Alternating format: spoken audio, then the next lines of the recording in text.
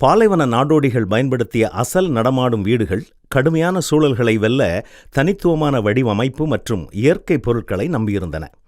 பல நூற்றாண்டுகளாக பெடோயின் மற்றும் பெர்பர் போன்ற மக்கள் பாலைவன உயிர் வாழ்வியலில் தேர்ச்சி பெற்றனர்.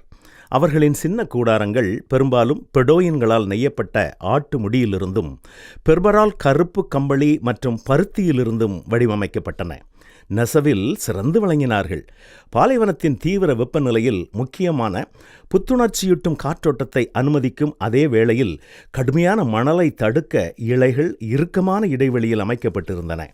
தொல்பொருள் சான்றுகள் இந்த குறிப்பிடத்தக்க கட்டமைப்புகளை குறைந்தது கிபி 600 முதல் 800 வரை தேதியிடுகின்றன. சில கண்டுபிடிப்புகள் நாடோடி தங்குமிடங்களுக்கான கற்காலத்தின் முந்தைய முன் உதாரணங்களை கூட பரிந்துரைக்கின்றன. இது காற்றோட்டத்திற்கான சரி செய்யக்கூடிய திறப்புகளை உள்ளடக்கியது. இதனால் அதன் குடியிருப்பாளர்கள் மாறிவரும் நிலைகளுக்கு ஏற்ப திறப்புகளை மாற்றியமைக்க முடிந்தது. பெரும்பாலும் பெடோயின்களுடன் தொடர்புடையதாக இருந்தாலும் மத்திய கிழக்கு மற்றும் வட ஆப்பிரிக்கா முழுவதும் உள்ள பல்வேறு நாடோடி குழுக்கள் சுயாதீனமாக இதுபோன்ற கூடார கண்டுபிடிப்புகளை உருவாக்கி பயன்படுத்தினார்கள்.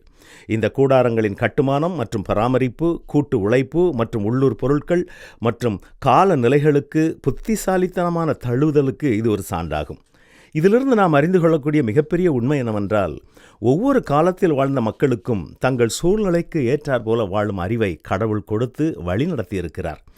இன்றும் உங்கள் வாழ்க்கையின் சூழ்நிலை எதுவாக இருந்தாலும் உங்களுக்கென்று ஒரு நோக்கத்தையும் திட்டத்தையும் கடவுள் வைத்திருக்கிறார். அந்தந்த நாளுக்கு தேவையான ஆலோசனையும் வழிநடத்துதல்களையும் தந்து உங்களையும் காத்து கொண்டிருக்கிறார்.